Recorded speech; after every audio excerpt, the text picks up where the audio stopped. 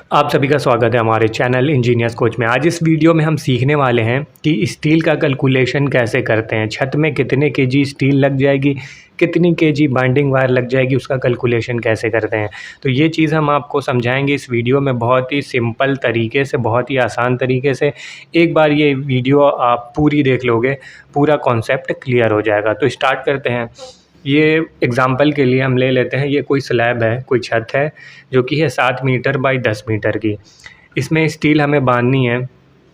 इसको कहेंगे shorter direction, जो छोटी वाली डायरेक्शन है, और ये वाली बड़ी वाली डायरेक्शन है। तो एक चीज़ हमेशा आप याद रखना, जो छोटी वाली डायरेक्शन में जो स्टील बिछती है, जो स्टील फिक्स होती है, यहाँ पे पड़ेगी, इसको कहेंगे मेन बार। मेन बार, ये बार क्या है, ये स्टील को बार कहेंगे, ठीक है। तो ये मेन बार हो गया जो छोटी वाली डायरेक्शन में है। और जो लंबी वाली डायरेक्शन में, जो अब हमने रेड कलर से ये बना के रखा है, ये आपकी कहलाएगी डिस्ट्रीब्यूशन बार। डिस्ट्रीब्यूशन बार। तो काम भी जान लो इनका क्या होता है, क्यों इसको मेन कहते हैं, क्यों इसको डिस्ट्रीब्यूशन कहते हैं। इसमें क्या होता है कि जो मेन बार रहता है, जो भी स्लैब का लोड है वो कैरी करेगा, ठीक है, मेन बार। और जो डिस्ट्रीब्यूशन बार है, जैसे कि नाम से पता चल रहा है, ये डिस्ट्रीब्यूट कर रहा है, बांट रहा है। ये लोड को पूरा बांटेगा, किस पे डालेगा, मेन बार पे ये लोड को ट्रांसफ़र करेगा। तो डिस्ट्रीब्यूशन बार का काम ये है, और मेन बार का काम हमने बता दिया है। तो ये शॉर्ट वाली बार को, छोटी वाली बार को मेन बार कहेंगे, और जो ये लंबी वाली बार है उसको डिस्ट्रीब्यूशन बार कहेंगे। तो नॉर्मली जो मेन बार होती है, यहाँ पे देखो ये डाया हमने बता रखा है। नॉर्मली जो शॉर्टर डायरेक्शन में जो बार बिछती है, जो मेन बार होती है, वो मिनिमम 10 mm होती है। उससे नीचे की बार नहीं कभी यूज़ करते हैं स्लैब में, छत में। तो यहाँ पे ये 10 mm की मेन बार हो गई, ठीक है। एग्जांपल के लिए हम आपको ये सारी चीज़ें बता रहे हैं। जैसे मेन बार आपकी 10 mm की हो गई यहाँ पे, और ये जो डिस्ट्रीब्यूशन बार है वो भी 10 mm की पड़ रही है। तो हमारी मेन बार और डिस्ट्रीब्यूशन बार दोनों 10 mm की यहाँ पे है। अब स्पेसिंग की बात करें, इन दोनों बार के बीच में ये जो सारी स्टील बिछी हुई है, इसके बीच में जो गैप है वो 150 मिलीमीटर का है, 150 mm का है। मेन बार में भी जो ये मेन बार का गैप है, ये भी 150 mm है। सेंटर टू सेंटर जो भी आपके पास ड्राइंग होगी इसमें, वो सेंटर टू सेंटर दिया रहता है। तो इसमें भी हमने 150 ले रखा है, 150 सेंटर टू सेंटर। ये डिस्ट्रीब्यूशन बार भी same 150 mm centre to centre ये पड़ेगा। तो ये mm में है। अब इसको हम बदल लेंगे किसमें, मीटर में। मीटर में बदलने के लिए क्या करेंगे, 150 को भाग कर देंगे, डिवाइड कर देंगे किससे, 1000 से। 150 डिवाइडेड बाई 1000। 1000 से क्यों हम भाग कर रहे हैं, क्योंकि 1 मीटर में आपका 1000 mm होता है।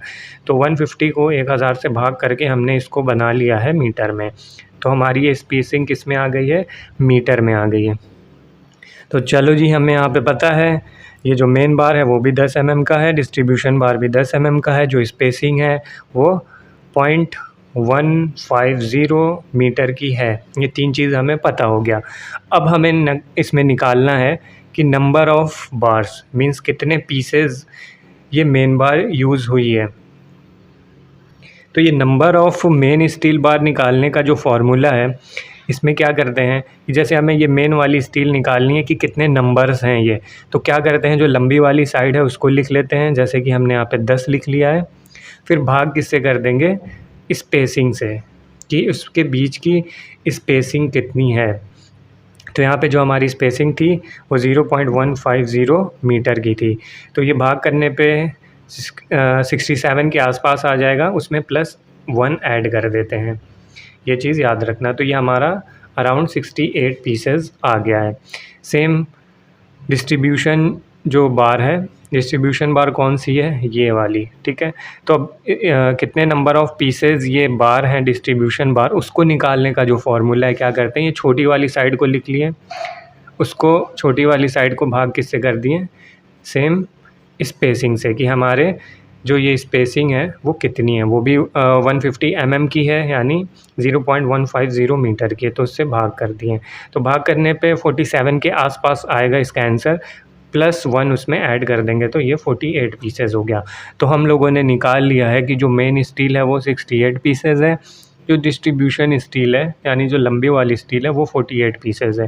यानी जो मेन स्टील है, अगर ये जो ग्रीन वाली आप देख रहे हो, ये 68 पीसेस हो जाएगी, और जो डिस्ट्रीब्यूशन स्टील है लंबी वाली वो कितनी पीसेस हो जाएंगी, 48 पीसेस हो जाएंगी। अब इसमें हम निकाल लेते हैं मेन स्टील का वेट, मीन्स जो मेन बार है, ये वाली जो मेन बार हमने निकाल के रखा है 68 पीसेस, उसका वेट निकाल लेते हैं, उसका वज़न निकाल लेते हैं। तो वज़न निकालने का फॉर्मूला ये होता है d² divided by 162 into L गुणे L। तो डी इसमें डी क्या है, डी होता है dia of bar, diameter means जो सरिया है वो कितनी मोटी है, कितने mm की है।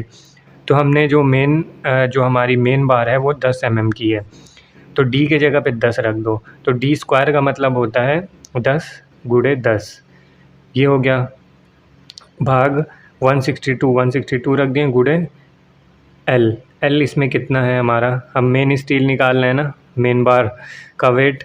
तो मेन बार की जो लंबाई है वो कितनी है, वो 7 मीटर की है। तो हमने यहाँ पे L के जगह पे 7 लिख दिया है, D के जगह पे 10 गुणे 10 लिख दिया था, क्योंकि मेन बार में हमारा 10 mm की स्टील यूज़ हुई है। और ये फार्मूले के हिसाब से 162 से इसको भाग करेंगे। ये फार्मूले पे पूरा सेट हो चुका है, ये आप इसको सॉल्व करोगे तो ये इतना kg आ जाएगा। ये हमारा बस एक पीस का, अगर हम इस बस एक पीस की अगर बात करें तो ये इतने kg का है, लेकिन हमारा जो मेन बार है वो 68 पीसेस है। तो क्या करेंगे, इस एक स्टील की जो वेट आई है उसको गुणा कर देंगे, मल्टीप्लाई कर देंगे किससे, नंबर ऑफ़ पीसेस कितनी आई थी मेन बार की, वो 68 आई थी। तो गुणा करने पे आ गया 294 kg। अब आ जाते हैं डिस्ट्रीब्यूशन बार पे। डिस्ट्रीब्यूशन बार का वेट निकाल लेते हैं। तो फार्मूला हमारा सेम है, और हमें ये पता है जो डाया ऑफ बार है डिस्ट्रीब्यूशन बार के लिए भी हम वो भी 10 mm की इस्तेमाल किए हैं। तो यहाँ डी के जगह पे फिर 10 रख देंगे, 10 गुणे 10 भाग कर देंगे फार्मूले के हिसाब से 162 गुणे यहाँ पे जो L है, L की वैल्यू अब यहाँ पे चेंज होगी, क्योंकि ये जो लंबी वाली बार है डिस्ट्रीब्यूशन बार है वो 10 मीटर की हमारी है।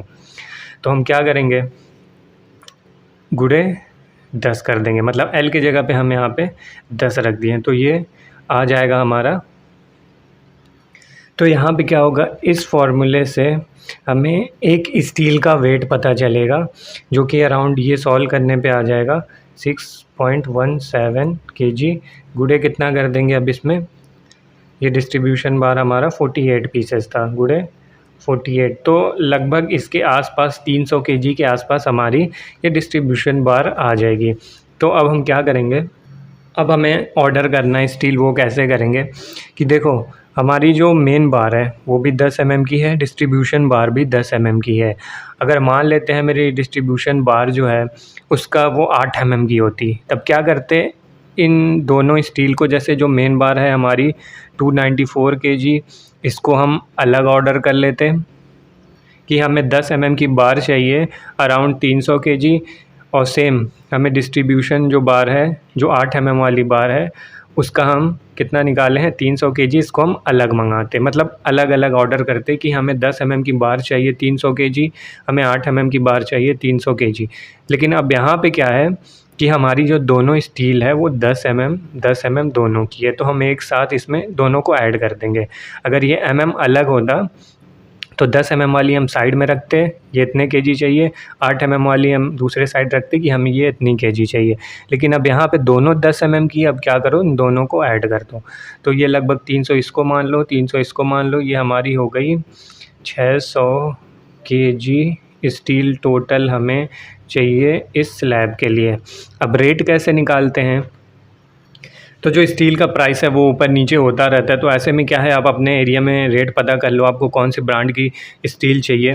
तो नॉर्मली मान लो अगर 600 kg स्टील है, अगर 80 रुपये पर kg स्टील का रेट अगर चल रहा है 80, तो गुणा करने पे कितना आ गया, 48,000 रुपीज़ हमें चाहिए होगी इतनी स्टील ख़रीदने के लिए। अब बात कर लेते हैं बाइंडिंग वायर की। बाइंडिंग वायर जिससे हम इस स्टील को बांधते हैं, तो बाइंडिंग वायर का एक अगर थंब रूल के हिसाब से अगर देखें तो वो 10 kg लग जाती है लगभग पर टन, यानी हमारी यहाँ पे 600 केजी इस्तेमाल हो रही है। तो अब इस 600 को हम टन में बदल लेते हैं। 600 भाग 1000, ये कितना आ जाएगा 0.6 टन, इंटू हमारी 10 केजी पर टन लगती है, तो 10 केजी 0.6 इंटू 10 कर देंगे, ये हमारी 6 केजी आ जा रही है। और 6 केजी ये क्या नाम है अराउंड आपकी, मान लो अगर ये 70 रुपये केजी भी मिल रहा है तो ये अराउंड 450 रुपीज़ आपका ये हो जाएगा। तो ये हमने आपको निकाल दिया कि स्टील कैसे, नंबर ऑफ़ स्टील बार कितने, नंबर ऑफ़ स्टील बार का कैलकुलेशन कैसे करते हैं कि कितने बार हो जाएंगे, कितने पीसेस, कितने डिस्ट्रीब्यूशन बार हो जाएंगे, कितने मेर बार हो जाएंगे, उसको कैसे केजी में निकालते हैं। बाइंडिंग वायर की भी हमने क्वांटिटी आपको सिखा दी। और इसमें एक चीज़ और हम आपको समझाना चाहेंगे कि हमेशा जो मेन बार होता है वो नीचे रहता है और डिस्ट्रीब्यूशन बार हमेशा ऊपर रहता है। इस चीज़ को आपको ज़रूर चेक करना है साइड पे, और इसकी स्पेसिंग को चेक करना है। तो ये चीज़ आप ज़रूर चेक करें। तो ये थी एक रफ़ कैलकुलेशन कि कैसे हम नंबर ऑफ़ पीसेस और उसकी स्टील कैसे निकाल सकते हैं। तो इस वीडियो से अगर आपने कुछ सीखा हो तो इस वीडियो को लाइक ज़रूर करें, चैनल को सब्सक्राइब करें, और भी ऐसी वीडियोज़ के लिए मिलते हैं नेक्स्ट वीडियो में। Thank you.